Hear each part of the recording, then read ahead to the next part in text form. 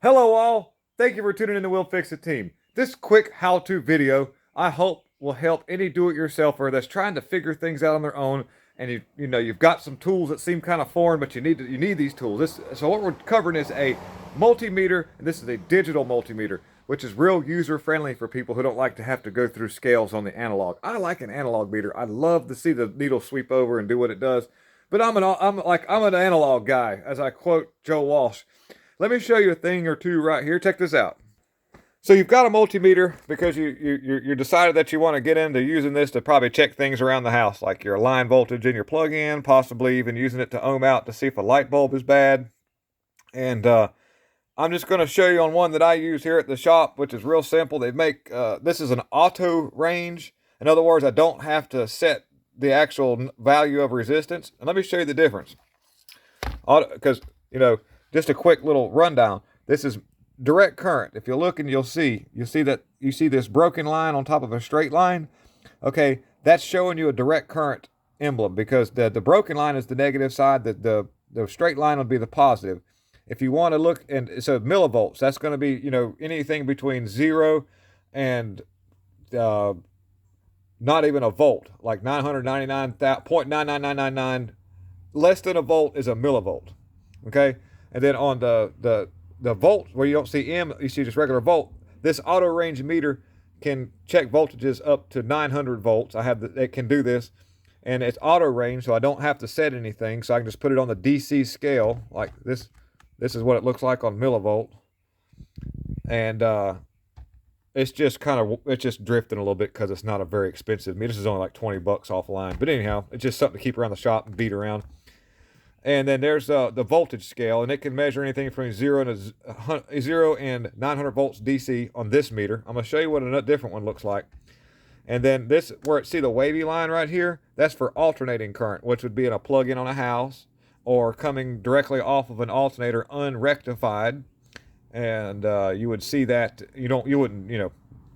probably wouldn't ever get into that, but just to let you know, alternating current is it's electricity, but it's different because it doesn't have a direct path. It actually has a frequency, and the electricity fluctuates positive and negative at whatever frequency that may be for whatever you're doing. And that's alternating current. Now, direct current, you have one lead that's positive, that electrons move one way, and another lead that makes the loop as a negative. And if you're going to check for, this thing has a way of checking for hertz or frequency. You can use that scale. If I turn it where you can see this little thing looks like a horseshoe, that's an ohm scale. This little deal right here, that's a capacitance. That's an emblem for capacitor. And this emblem with the triangle and the line is a diode emblem. So you can check for diodes. Diodes are used for rectification to move electricity in one direction. And certain diodes are set in certain positions to catch certain wavelengths, the pitches and troughs of alternating current. And if you place diodes in a strategic location or strategic position, then you'll actually capture both ends of the alternating current and get a direct current signal out of it by a thing called rectification. And capacitors are used to store energy and release them extremely fast. They're similar to a battery, except for they don't store energy very long. They just let a huge amount out really, really fast. Capacitors are dangerous because they can hold voltage for a long time. And then you have another scale here, which is microfarad, milliamps, and then a fused 10 amp circuit as well, in case you're actually, what this does is you can use this as a shunt and use this in line and actually look up to 10 amps of load being pulled through this, so you can actually see how much of a current draws something. So if you're going to be looking for a short on a vehicle on the negative side of the battery, you would use this in line called a shunt, and then that would give you an amperage rating, so you know what's being drawn if you've got something drawing a battery down. I do the same thing with the test light and the light bulb.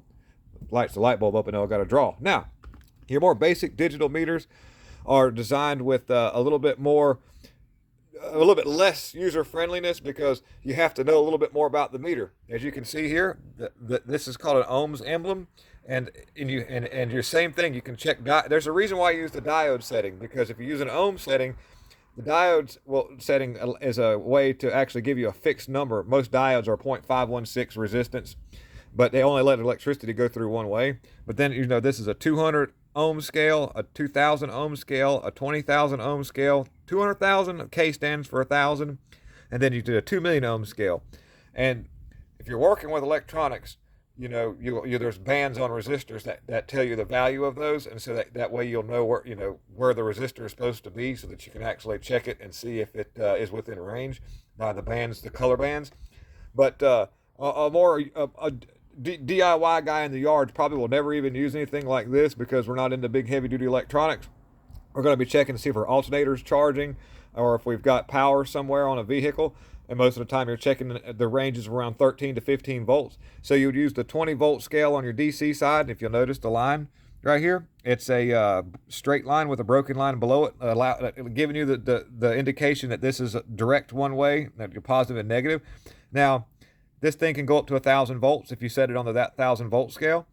And if, just like on the other meter, you have another volt scale that's got a wavy line that's going to show you your alternating current, and it can check anywhere between 0 and 200 volts alternating current, or 0 and 750 volts alternating current.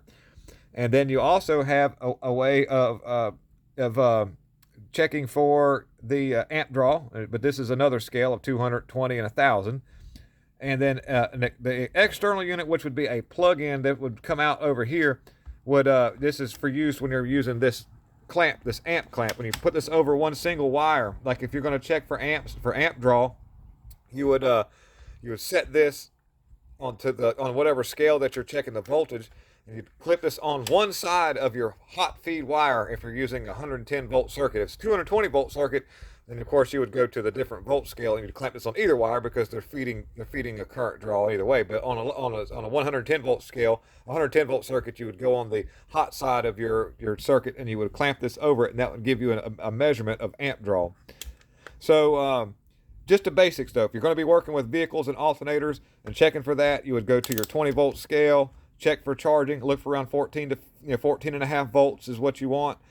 And anything more than that, 15, 16, 17 is overcharged. Anything less than 13 is battery voltage and barely charging, which is not abnormal with vehicles that have alternators that can float. I've seen alternators, they quote unquote float by the computer, allowing them to freewheel. If there's not much of a charge, then you might not see much come out of the alternator. To properly check one of those alternators, you have to pull a load, which is flipping on the headlights and actuating some of the electronic devices on there, so that the alternator has to go to work.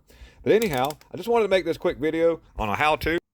Oh wow, there's my hand. Thank you very much, guys. So if you have any questions, leave it in the comment sections. I'll be glad to answer it. And if you have any more videos that you'd like me to do for tutorials, I would be glad to do that.